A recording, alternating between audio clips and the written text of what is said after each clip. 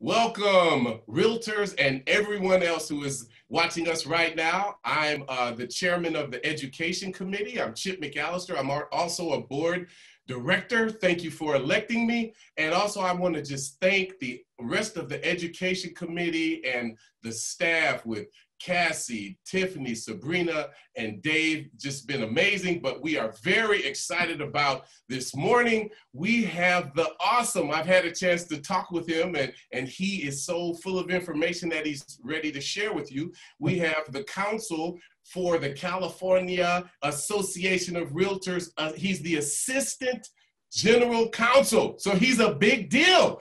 This is Mr. Neil Kalin. But before we bring Neil on, I just want to say this to you. You could ask any of your questions. You can type them right there in the Q&A or the chat, and we will get them to Neil. And Neil, without further ado, bring it on, buddy. Wow, I was thinking that you'd go a little bit longer, do some business or something. That's great. I'm ready. We had talked just a moment ago, Chip. Pleasure to be here. So you've got this safety week, right? And you asked me to give a presentation, and I was talking earlier, and we're trying to figure out, wow, safety. So much of the safety stuff is not. I was thinking not quite legal issues, but as we started talking about, we realized, wait a minute, there's a lot of legal stuff that has to do with safety in the current COVID-19 environment that we're living with. And so we thought, yeah, this actually works out well. I've got something to say. I could be a contributor to your safety week and not feel like I was abusing your members who are joining us for an hour. So I feel very honored that you asked me. We've got a good program. I'm going to share my screen in just a moment because I've got an outline that I want to talk about how you could safely practice real estate in this COVID-19 environment that, hey, it's here to stay for at least a little while. So we want to make the best of it. We want you, our members, to be able to do your business activity and do it in a way that is keeping yourself and your clients and your customers safe and show that you care for their health and, of course, as well as yours. That it's not just all about the sales. You want to keep your clients healthy so that they come back to you again and again and again. So let me show my screen here.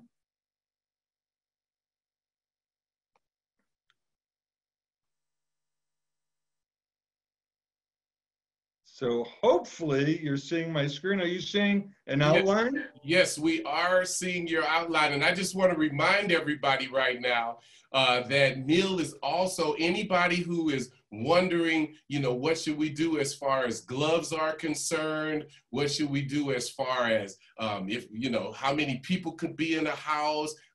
When are we able to have open houses? Neil will be addressing all of that. So be excited about what's about to go down. Okay, great.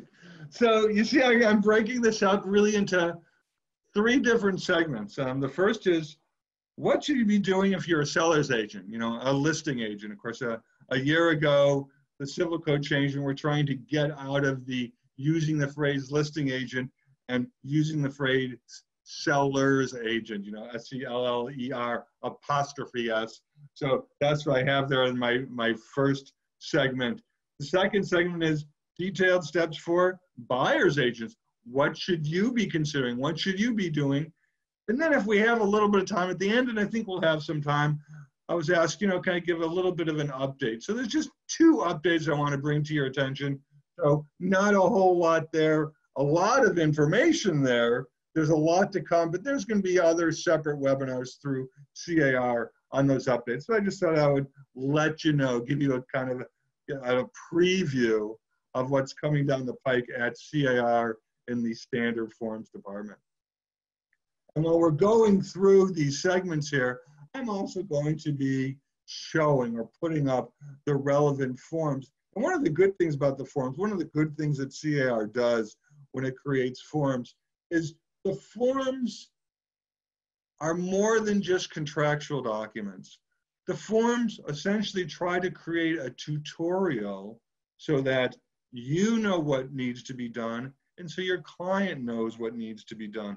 We try to take a lot of the verbal representations out, because we don't know how much knowledge one agent has versus another agent. So if we can put items into our document, I know some people say, oh geez, C.A.R., some of your documents are really long. And part of the reason for that is we try to explain the process. We try to prepare the agents and the parties for what they can expect in a transaction from their principal from their agents and an agent from their principal. So first, let's start. We'll start with that first bullet point. And we're going to look at, okay, the detailed steps for a seller's agent. And I kind of broke this down. You've got things that you need to be addressing at the time of a listing. You have things that you need to address in advance of a showing. And you have items that you need to address on the date of a showing. There's also some follow-up matters, not too many of them, but I'll get to those as well. So the first thing you're doing at the time of the listing, of course, you're going to get a residential listing agreement signed. Most members, you know, if they're fortunate enough, they're going to get an exclusive listing agreement. That's our form RLA. And that just sets out the basic parameters, of course, of what the listing agreement is. You're identifying the property, you're identifying, you know, the asking price for the property, when the broker would be entitled to compensation, items that a seller would need to be concerned about, even in non-COVID times. So attached to the residential listing agreement is a form called the seller advisor, which tells the seller, here's things that you may want to think about. You may want to think about preparing your property. You may want to think about, you know, if you have, you know, cameras or videos or audio recording on the property, just various things that you need to think about. That's nothing new, so I'm not going to spend time on that. What's new for these trying times is form RLA-CAA, the coronavirus addendum or amendment. That is an addendum or an amendment to the RLA. Now, that form can be used as an addendum to the document if it's done at the same time. Of course, when all of this started, 6 months ago, there were listings that were already in place where no one really thought about the COVID-19 issues. And in that case, you would have brought in this form RLA-CAA, and you would have made it an amendment to the listing agreement. I think people who are taking listing agreements now, they're going to sign the RLA and the RLA-CAA at the same time. So it's really going to be used as an addendum at that time.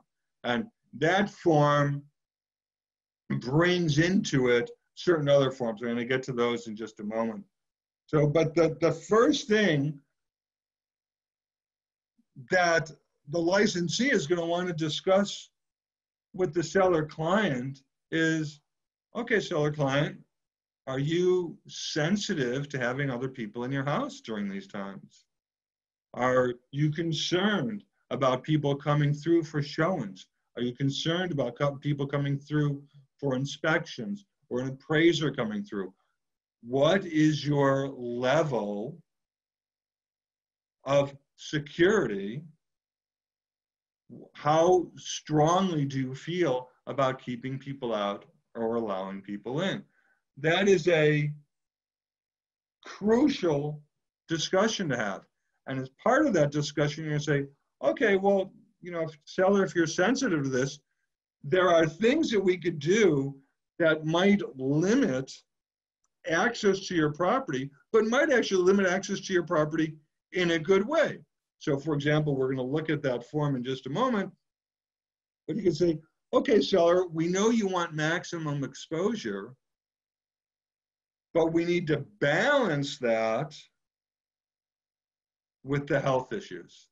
And so do you just want people walking in off the street on the property? Do you want anyone coming in? Or do you want people who come in who you know they've already seen your property, they've already seen it online, maybe they've done a virtual showing, maybe they've seen all of the pictures that have been posted in the MLS. So at least those people have crossed a threshold of interest in your property, right? So that's one thing. You can even narrow it down. And in many parts of the state today, we've got a really strong seller's market. There's low inventory. There's a lot of buyers out there. There was a lot of pent-up demand for people who had, when there was no activity in April and May, and all of a sudden we see activity booming in June and July. So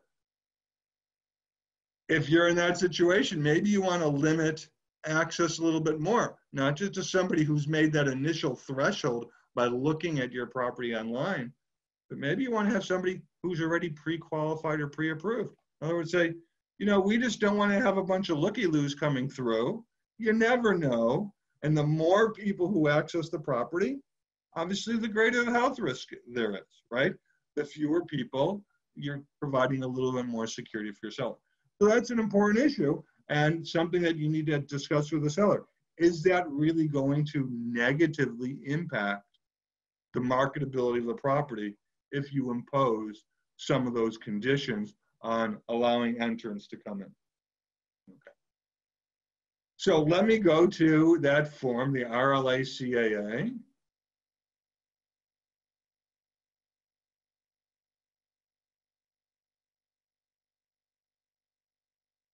Right, so this is the form that you're going to be using in conjunction with the listing agreement.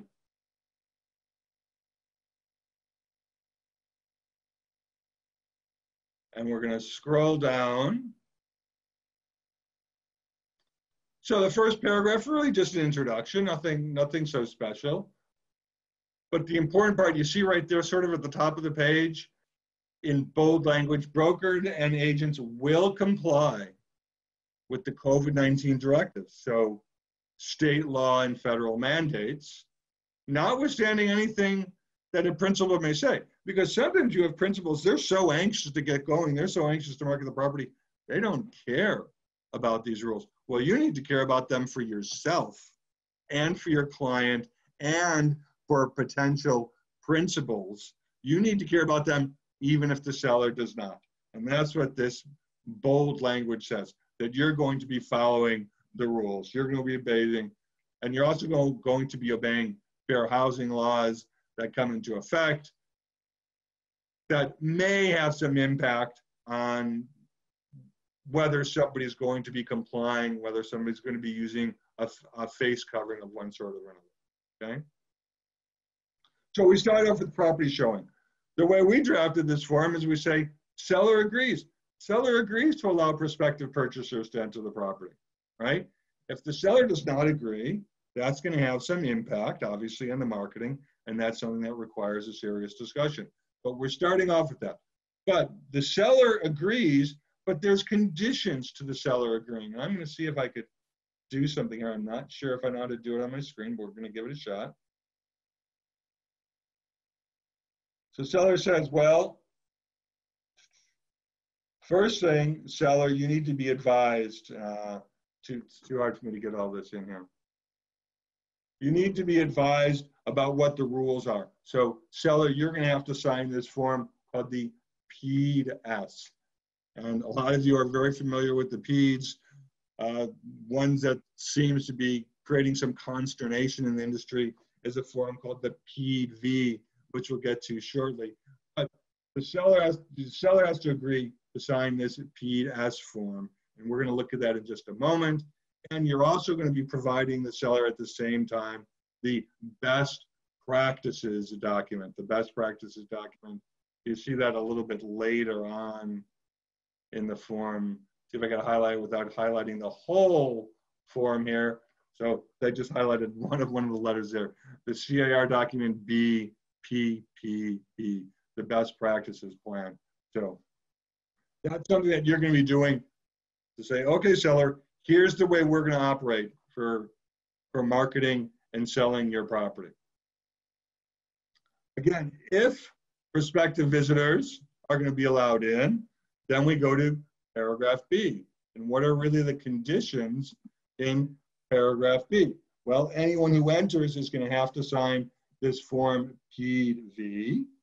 And then we see our different options here. So signing PV, that's not even up for discussion, right? Any visitor has to sign it.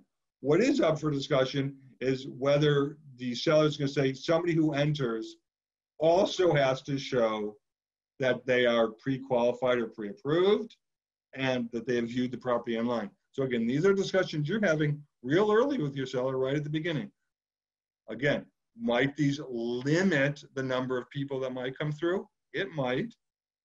Is that limit worth the trade-off? Okay, is that limit worth the trade-off? If you have property that is in really high demand, probably well worth the trade-off there. Probably well worth the trade-off. Okay, so let's take a look at some of those other documents right now. We're going to start off with the one that you're going to be providing the seller, the P.S. form to the seller.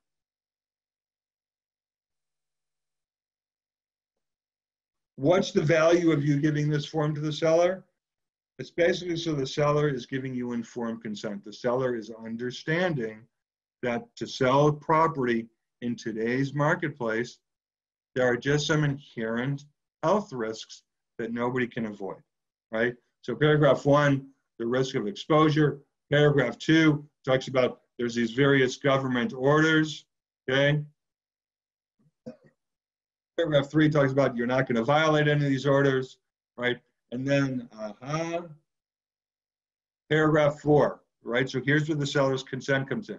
Seller is voluntarily allowing someone to enter the property. Signer, which is usually going to be the seller, it could be an occupant as well, has been advised that the property shall be cleaned and disinfected before any persons are allowed to enter and after any such persons leave. Okay? Crucial, right? We're saying, all right, we're going to be showing your property, but we're going to be taking safety precautions by cleaning before and after. Seller, since you're allowing somebody in, you have to agree to these representations, right? Allowing people in has some danger to it. It may be unsafe. It may expose you unknowingly to COVID-19. You are also saying that you're not afflicted with COVID-19, seller or occupant, who's ever signing this document. You've not been exposed. You don't have indications that you could be having or a carrier of the COVID-19 virus, all right? Finally, look at paragraph 5F. You will inform broker if there's a change in your health condition. Why is that so important? So the seller only signs this P.S. form once. The seller signs it right at the beginning, right? But if something changes, the seller's broker may need to advise people who have visited the property. The seller's broker may need to change the marketing plan if the seller becomes afflicted with COVID-19, right? So the burden here is clearly placed on the seller to inform the broker. And again, why? We're talking about safety. The broker then will have the ability to notify others who could be at risk once the seller's condition has changed. Paragraph 6, the seller is making the same representation for any minors in the property who would not be signing documents on their own, but still minors can be carriers, so the seller is making this representation. If there's exceptions, the exceptions are listed in paragraph 7. Here is something to look at. We look at the signature lines. Notice it can be signed by more than one seller. This document can be signed by more than one seller. So we actually have spaces for 3 signatures. Notice it says seller, or it could be the occupant. Why is that? So I'll give you a good example. Up until 2 weeks ago, I had an adult child living in my house. If I were selling my house, I would be the seller. My wife would be the seller. We are entitled to the property. But my adult son, or before that, my adult daughter who was living in the house, they're just an occupant, but they're here. So they need to make the same representations because they potentially could put others at risk, right? So that's the difference between a seller and an occupant. If the property happens to be tenant occupied, well, in theory, this form PED-S could be used. I think the better practice is to use the PED-LR form in that case. Okay. Why? Because it's a little bit more specific, a little bit more tailored to a landlord-tenant relationship, and it identifies one of the signers. You can check the box and say tenant. And I think most people who are in that relationship, that's how they think of themselves rather than just an occupant of the property. Okay? So if you have tenant occupied property, my advice is, while sure the tenant is an occupant, my advice is use the PED-LR form so that they are identifying themselves as a tenant. I think that's a little bit better approach.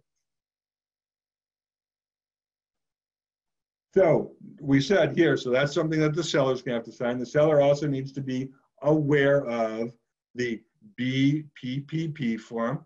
So let's just bring that up just for a minute. There's not much to talk about here.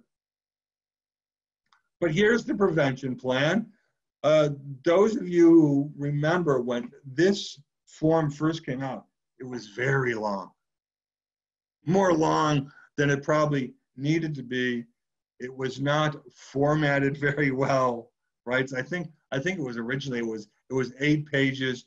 It repeated a lot of information that was already in either the PED-S or the PV, or in that notice that gets posted on the property. So there was a lot of duplication between or among the C.A.R. forms. So just reformatting the form when it first came out, it quickly went down from 8 pages down to 5. That was just a matter of reformatting. Then when we got rid of all the duplication, well, really brought that form down. And look, it's really just 2 pages now. That's all it is. And what does it do? It says a lot of the things that we're talking about. Okay. So showing rules for listing and buyer's agents. The most important thing here to me is paragraph number 2. You cannot hold a traditional open house that is open on a walk-in basis for members of the public. That is prohibited. Okay? And that goes to one of my bullet points in my outline before. We'll go back to it. We'll see that in just a minute, which is when you are preparing the property for sale, you want to set it up. You want to put signage on the property. It's okay to put signage on the property, but it is not okay to say open house without any qualifying language. You can say by appointment only. You could say with advanced registration. So my recommendation is, I don't even like having the word open house because I think somebody driving by may not notice the qualifications, right? So that's something that you need to be concerned about.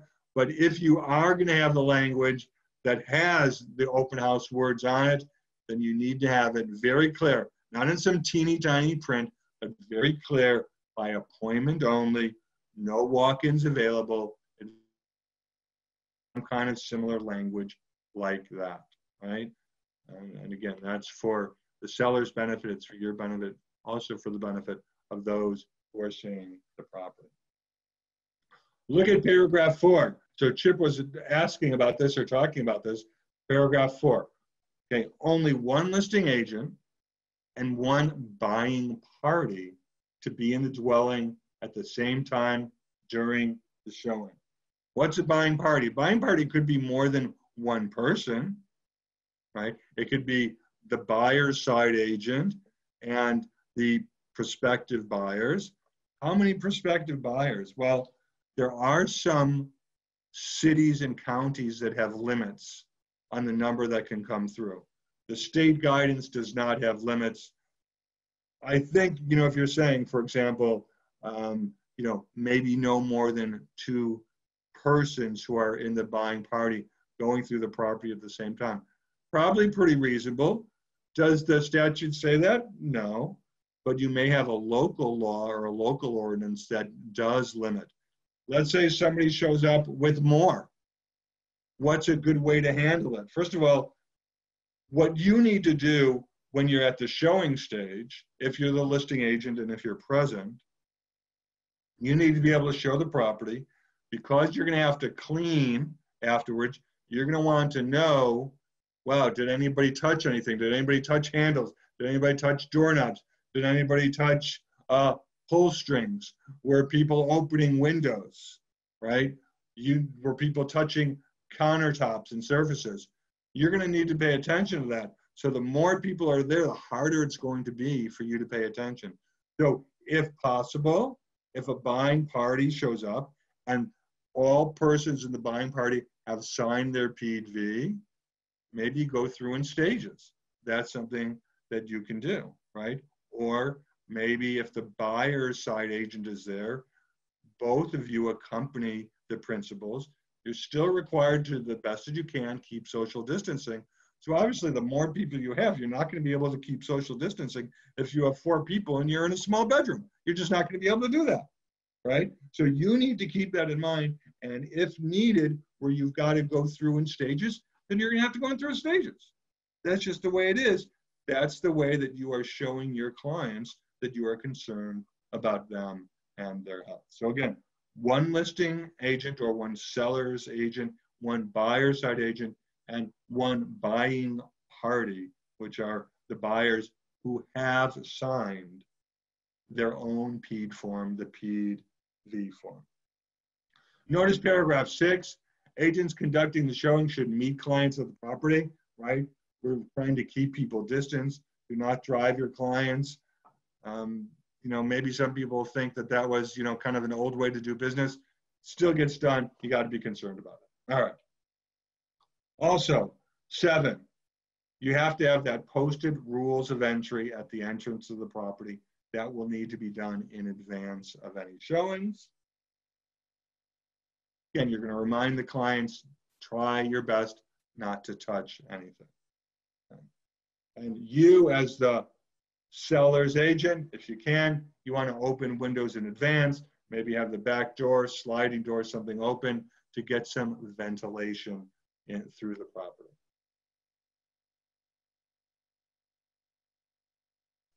So here, anyways, these are the rules. Form, easy to find. All of the forms I'm talking about to you today are available in the zip form library. So let's go back to our PED-S form, what the seller is signing. The seller is saying, well, wait a minute, anybody who's going to come in, so we've gone through the PED-S, we've gone through the BPPP. The seller says, okay, any entrant to the property is going to have to sign the PED-V form. So let's take a look at that form for a moment.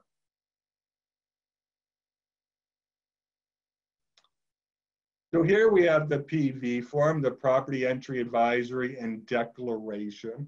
Right, a lot of times in C.A.R. forms, D stands for disclosure.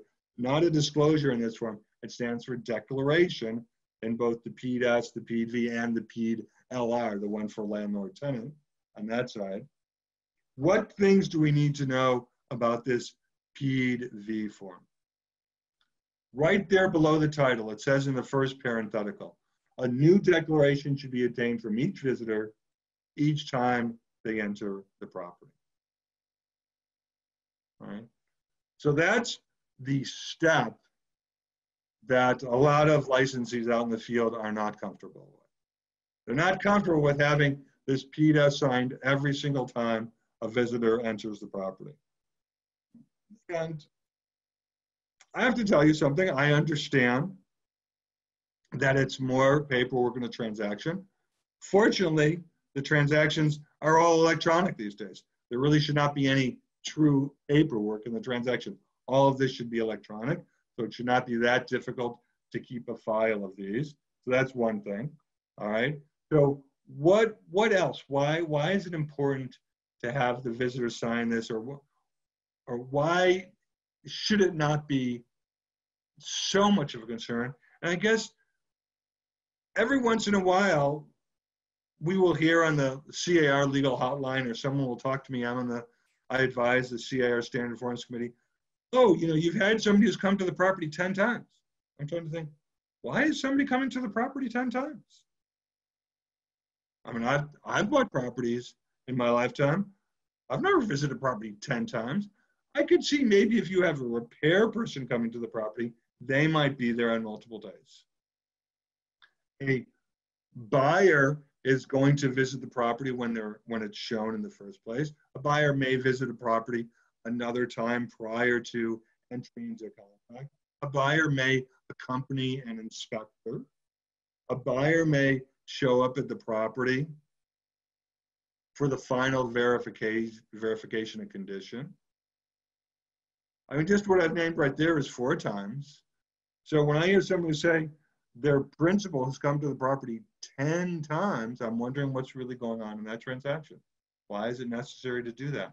And if it is necessary, well, that's fine, but there is going to be essentially a cost of doing so, right? Everything has its benefits, everything has its detriments. So if there's benefits to a principal showing up the property multiple times, then the principal is just going to have to accept the fact they're going to have to sign this new declaration each time they want to enter. But notice here that second parenthetical below the title, may be used for more than one property visited on the date this form is signed, provided a copy is delivered to each listing broker or property. Okay. So if, okay, just recently I was out looking at properties and I was working with a real estate licensee, a realtor.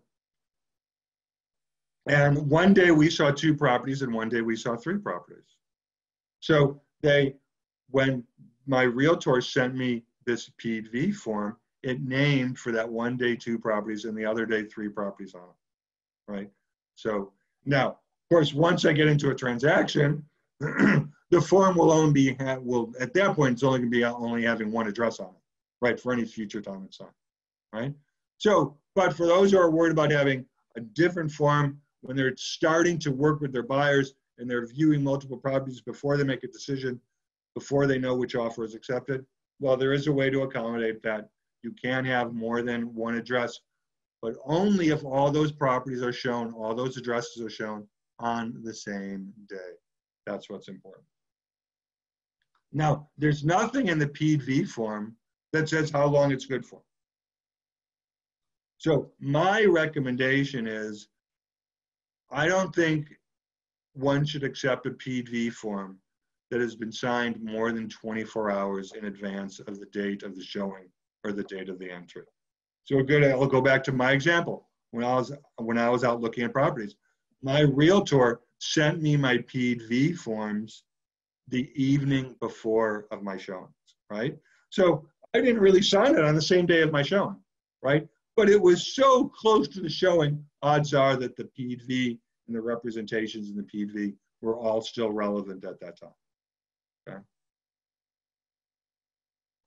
We look through the PV form. Again, the entrant's going to follow the rules, is gonna wash hands or use sanitizer before entering the property and touring, okay, is going to be wearing some kind of protective face covering. And remember I said when we were looking at the RLA CAA and we said, oh, wait a minute, the broker will not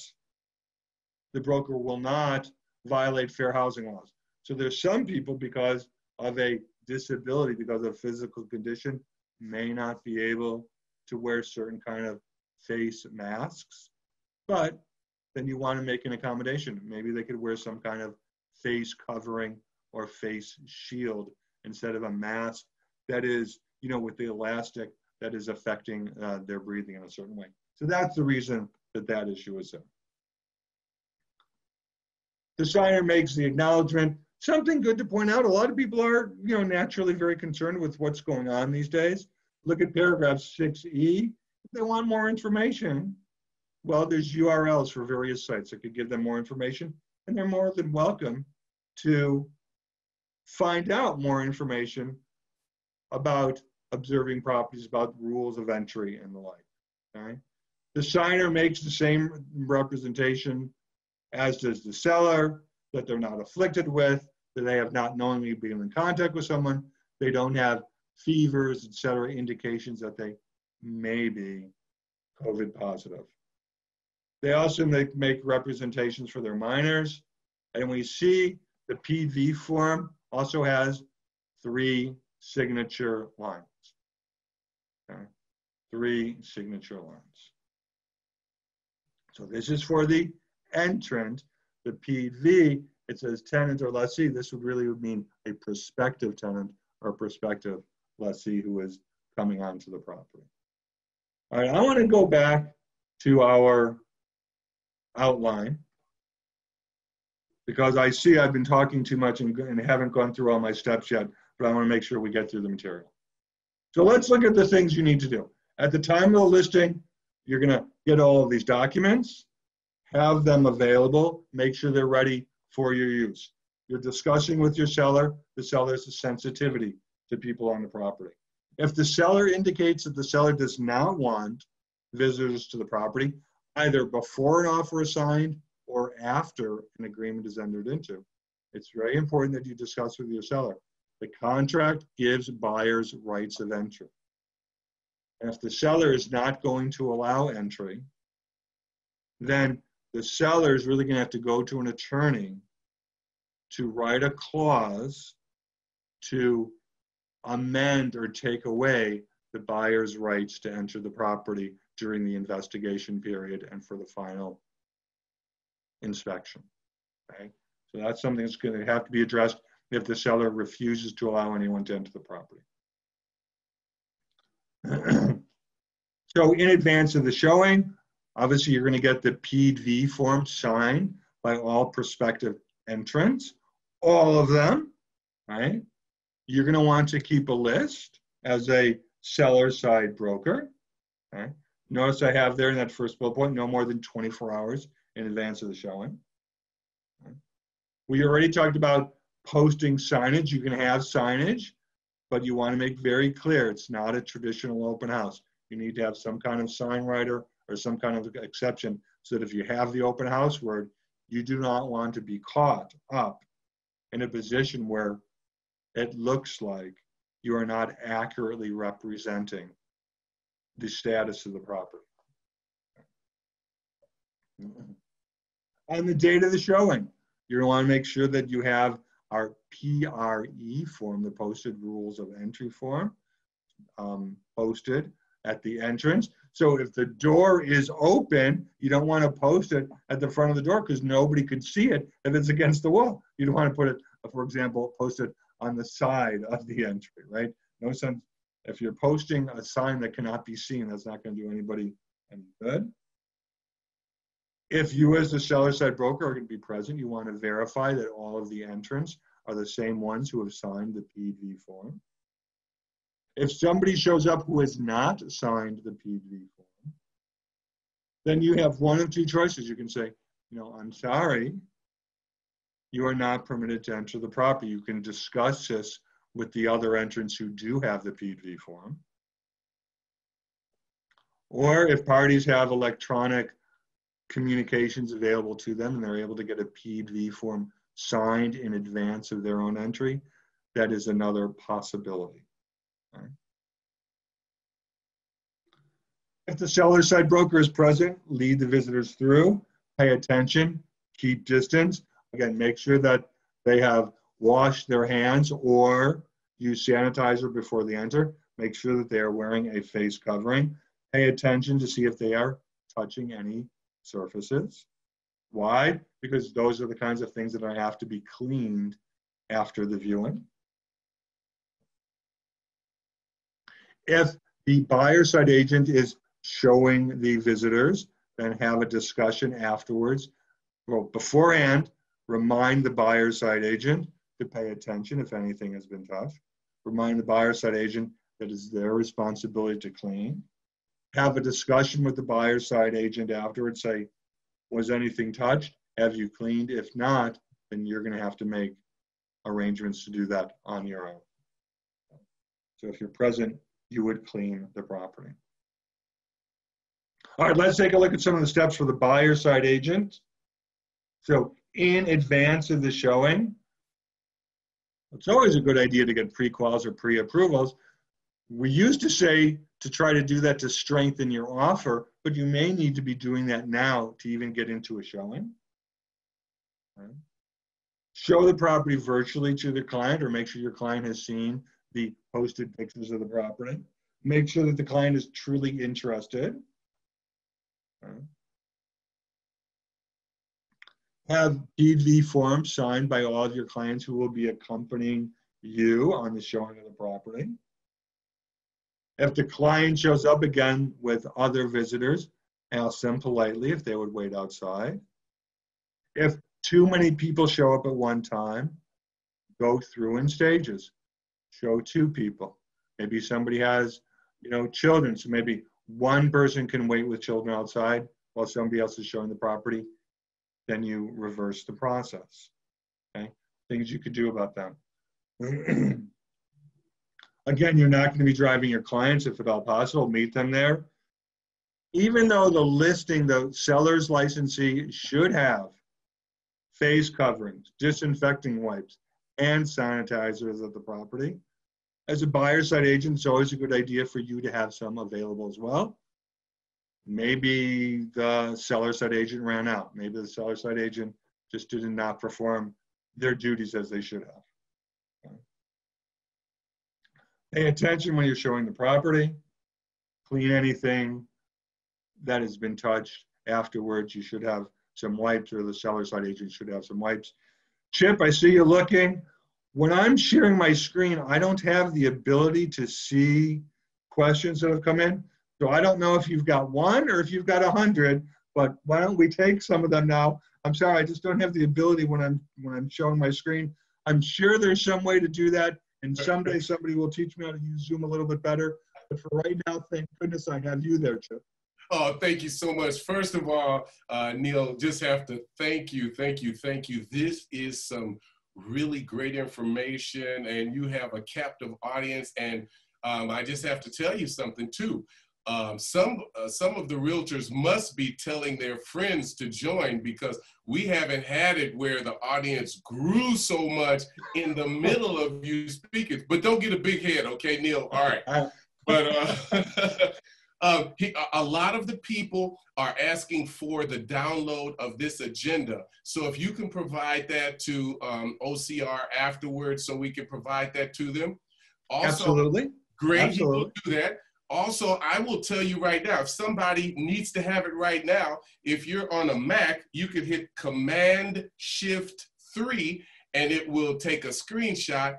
And I used to be a PC guru until 2005 when I bought a Mac. Now I don't use those things anymore, but somebody, you PC people know how to take your screenshots. So that was mainly it. Now we have a question that, that states, if pre-approved is not checked and later seller only lets visitors show their properties to, and they're requesting pre-approval, can I make this request? Okay, sure. So where pre-approval is checked, we were looking at the form. The form was RLA CAA. So that's the agreement between the seller and the seller side broker. Okay? And so when that box is checked, it's, of course, it is advisable for the seller side broker to put some maybe indication in the MLS, such as in the remarks section, that showing only available to buyers who have been pre-approved in the example that he gave. Even if the seller does not indicate that in the RLA CAA form, the broker still has the ability to make that a requirement, a showing requirement, either through the MLS or in advance when setting up the showing. So that's still something that can be available. Maybe the seller and seller side agent would want to sign something amending their RLA CAA, or if not, at the very least, the seller side broker should send a note, a text, an email to the seller client confirming that they are now limiting, or going forward, they're going to limit showings only to buyers who have been pre-approved. So a kind of a two-part answer to that question. Thank you so much. Oh, and also we've been apprised that for the PC people, you hold down the Windows key and the print screen key to take a screenshot. So if you want it now, you can do that for the Windows people. Next question is from one of our esteemed Education Committee members and task force members, Mo Wise. She says the PED states that we should not have promotional material at the property. Is it still frowned upon to leave marketing materials like door hangers either around the listing or in our farm areas? Okay, so, and I'm going to have you explain something to me, Chip, and I apologize for that. Okay. So we're talking about marketing material. We don't want any paper that a buyer or a buyer's side agent can pick up. You don't want a flyer, you don't want to have a stack of flyers on the property, right? Because somebody touches it, they might touch them all, they might drop them on the floor, they might pick them all up, they might be coughing on them, right? You don't want to have anything like that. Now, if there are door signs that are kind of instructional signs, that's not a problem, right? But you don't want to have anything that somebody can pick up and take with them, because again, I realize that that's good marketing, right? But the seller side agent will just have to tell the buyer side agent, here's where you can get that information from. Okay, awesome. So yeah, that is what pretty much I'm sure Mo was talking about, the paper materials, you know, and then with our signs that we used to have in front of the property, of course, you know, you used to have those brochures in there where people could pick those. So pretty much more will be moving towards those, what's the QR codes or something like that in order to give the information. Right. And you know what, you're absolutely right. You know, some people say, well, the post that has the box on it, I've seen those at properties that I've gone to too when I was looking. That still is a no-no, right? It's on the property itself. It's not inside the home, but it's on the property itself, and it has the exact same issue as if you had a stack of papers inside. Somebody touches them all, right? And again, we as an industry are trying to minimize the spread of COVID-19. The less touching, the better, and that's why you want to avoid that. Awesome. Now this question is, yeah, let's hear how you handle it. They're asking about no temperature testing. Wow, okay. So it's very interesting, right? Because for real estate offices that are opening up, when they're having licensees come in, and if some even have members of the public come in, there has to be some kind of an assurance that they're not exposing others in the office to somebody else who may be COVID-19 positive. And so one of the things that are done for office openings is, one of the things to do in addition to having a representation is some people have the temperature gauge, right? To see if somebody has a temperature. That is not something that is required for a showing of the property. Great. Okay, thank you so much. Yeah, there's a question about, is this recording going to be made available later? And I can answer that. Yes, it will be. Yeah, you just go to the OCAR.org or either OC Realtors. I think it's .com or .org, but you'll be able to find that. Well, that's good to hear. Great. Right. Yeah. So so you're gonna be famous after this, Neil. You're gonna be seen by all of them. Also, I actually have questions, because even being I heard right now that you said one buyer's agent, one seller's agent. There have been conflicting information. I even heard that the floodgates have been open. Don't be silly. You still want to social distance, but you can have a whole family, even children, coming into the homes now. That's what I had heard, Neil. So either dispel or bolster that. Okay. I will dispel that. Okay. All right. So, okay. So what the state guidelines say is one buying party. They're not very specific about that. Okay? So you can have a seller side agent, you can have a buyer side agent, and you can have a buying party. What does a buying party mean? Well, so one thing that it would not mean is if I showed up at a property and I had an appointment, and because that's something else that's required here, is to have appointments with sufficient time in between to allow for cleaning. So let's say I missed my appointment time and I showed up late. And Chip, you happen to have had the next appointment. I say, geez, I'm really sorry. You know, I got caught in traffic.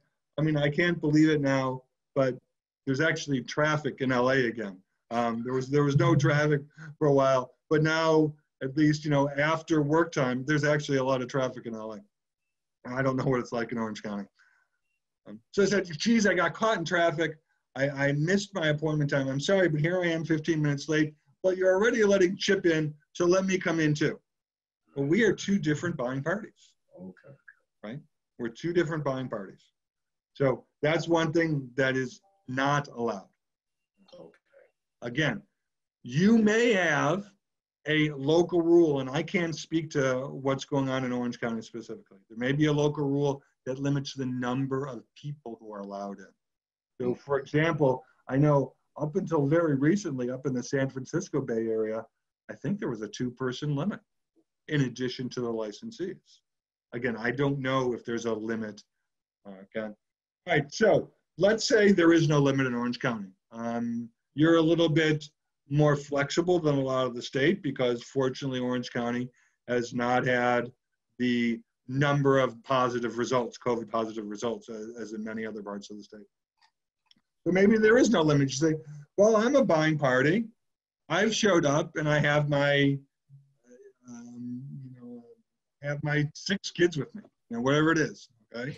Or I have my parents, I have my aunt, I have my uncle, I have everybody who's gonna help me make a decision on this property, which is fun. That's how a lot of people do things, right? It's the decision is not just the one who's actually paying the price.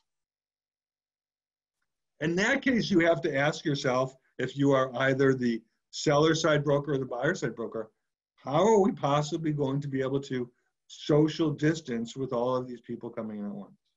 So actually, your first question is, have all of these people signed a PV? If not, the answer is, I'm sorry, we're going to have to request that you wait outside. Okay? Maybe they all have signed a PV. Okay, because the buyer, I was coming through and I told my agent, listen, I'm not going to make this decision on my own. You know, I'm relying on my parents or my kids are doing something. I'm going to be helping them, you know, with the price. So I want to see this property. I don't want my kids to do something stupid, right? So maybe I've signed the PV. Well, in that case, is it possible to social distance? Maybe not. I think you got to be careful. It sort of depends on the size of the house. So you're going to take 2 things in mind. You're going to consider, A, is it possible to social distance? And B, is it possible to keep track of the visitors who are there while you are showing the property? Okay. And if it's not possible to do either one of those, you're going to need to make alternate arrangements. Again, assuming all the PVs have been signed, PVs do not need to, children do not need to sign, but a parent needs to sign for the children. Make alternate arrangements. Say, okay, let's separate it. Let's have one set go through at this time and another set go through at the same time during our appointment window. That would be the best way to handle it. Okay, thank you so much. Neil, there are a myriad of questions about who cleans what. And I even have to preface this like this. You know, at one time we heard that between every showing, the seller's agent has to go in and clean every surface of the house. They have to change their name to Hazel because they become maids. And we all know that since there is such a shortage of homes, you know, available, that sometimes a friend of mine, Lynn Herman, he's had like 40 showings. So is he supposed to go in and clean the house between every showing? So let's talk about that. So let's try and deal with this in a realistic way, right?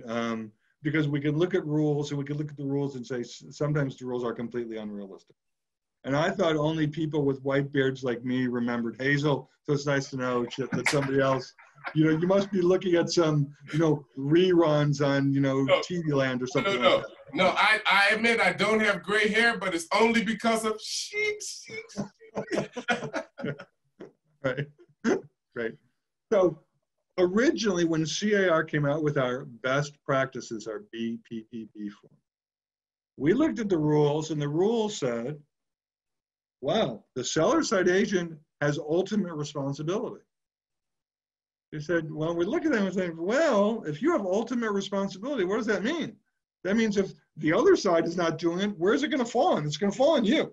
It's going to fall on you to do it. And so we actually had language in our BPP that said it was the seller's responsibility. When there was a language changed in the state guidance, we said, you know, we think we could take that language out about the seller having to do the cleaning, the seller's side agent having to do the cleaning. As a matter of fact, there's many times where the seller's side agent is not even present, right? So in those instances, what would the seller's side agent have to do? Say, okay, you come, and then after you leave, I'm gonna, you know, show up, right? So it was not realistic. It was not realistic. And so we took that language out, and there is language that, wow, if you're the licensee, you're gonna have to make sure that the property is clean. Now, going to your Hazel example, does that mean you have to go through with a mop, you know, and the can, and have your rag and clean the entire house from top to bottom? I think that's probably an unrealistic expectation. If your client is following your advice and wearing a protective face covering,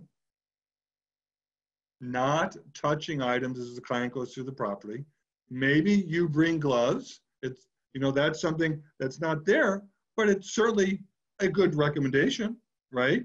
To avoid, you know, having hand surface contact.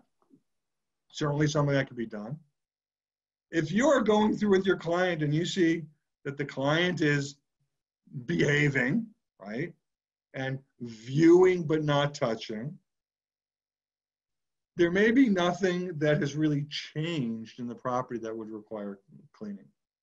But again, you got to pay attention. If you see the client, oh, that's really nice marble, and touches the marble, then guess what? You're going to have to take that sanitizer, that sanitizing wipe, and make sure you clean that area. If somebody touched a doorknob, flushed a toilet, you're going to have to make sure you do in those areas as well. If somebody takes off their face covering, now there's the possibility, right, of spread, right? And so you got to be careful. Where was this person when they took off their face covering, right? Were they talking, or were they, you know, keeping themselves, you know, closed up? I don't know. So paying attention will let you know how extensive of a cleaning needs to be done.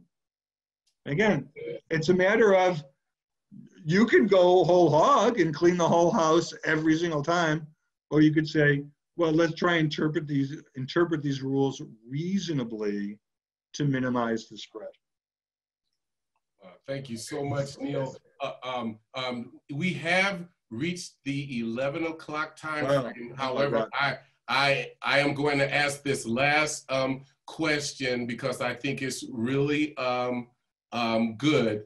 And I'll quote, I know you covered open houses, but what is your legal opinion of agents holding non-traditional open houses where they put out directional signage that reads something like open houses 1 to 3 by appointment only? I've seen these agents doing this where they basically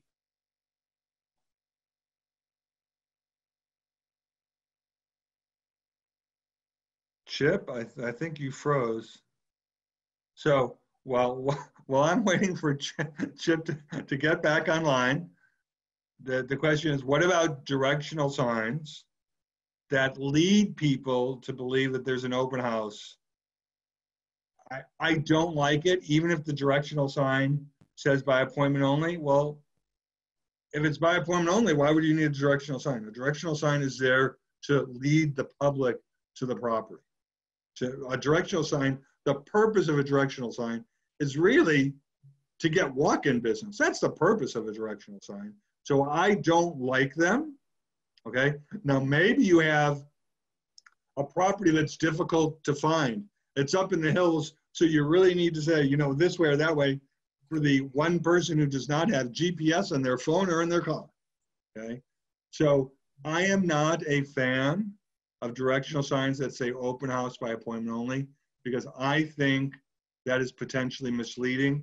Ultimately, that's going to be an issue for the local association of realtors to evaluate if a complaint is filed against the licensee who posts those signs.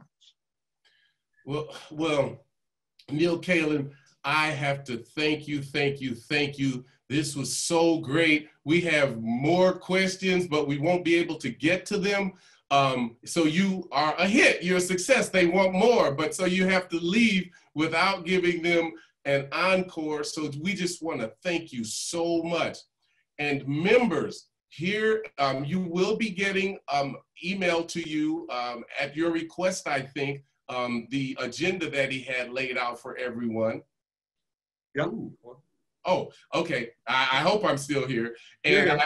I also want to just say that tomorrow, stay tuned, because at 10:30, we're going to have General Counsel for OCR here, Tom Jacobson, and he's going to cover some more legal stuff that keeps us out of trouble. So between Neil and Tom, we're going to be legally taken care of. And remember, you guys, I didn't mention it, but there is going to be a gift given to someone today, and also for that person who attends all of the 6 meetings that we have.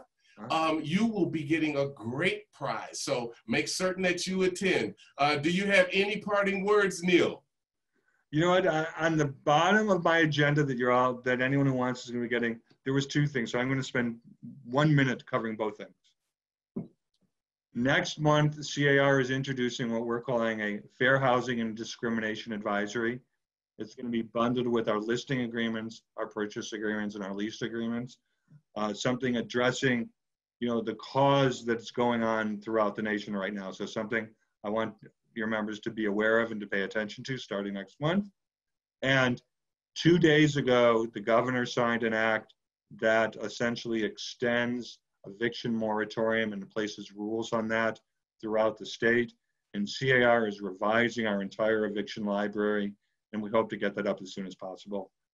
Thank you so much. I wish you had stopped me from talking earlier so I could have taken more questions. It was a pleasure to be with you. Thank you so much, Neil. We'll see you all tomorrow.